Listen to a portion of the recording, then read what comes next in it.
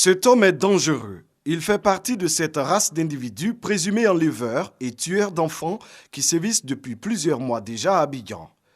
Drissa Coulibaly a été pris en flagrant délit par des éléments des FRC, les Forces républicaines de Côte d'Ivoire, à Yopougon-Niangon, en bordure de la lagune.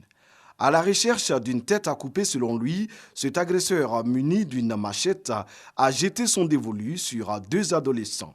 Son témoignage en dit long sur la nature de l'homme. C'est un coin où les enfants vont laver les habits. Donc je suis allé là-bas et puis j'ai trouvé les enfants et là je suis tombé sur eux. Les enfants ne m'ont rien fait. Mais puisque je suis chargé à une mission, voici pourquoi j'ai posé ces actes. Parce qu'on m'a dit de couper la tête d'une seule personne pour lui présenter. Mais puisque le premier, quand je lui ai tapé, il a fui et le second était là, voici pourquoi je lui ai tapé.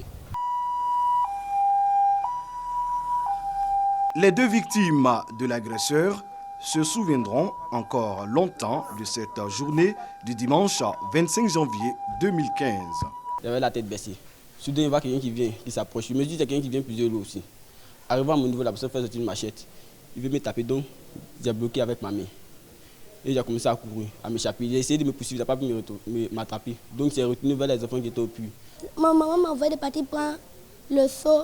Dans la salle, le monsieur est venu, puis il a commencé à nous poursuivre avec une machette.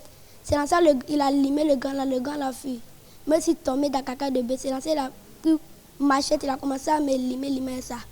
C'est dans ça le jeune militaire est venu, puis il m'a sauvé. Mis aux arrêts par les agents de la police du commissariat du 17e arrondissement de Yopougon-Niangon, Drissa Coulibaly a été conduit à la police criminelle où il répondra de ses actes.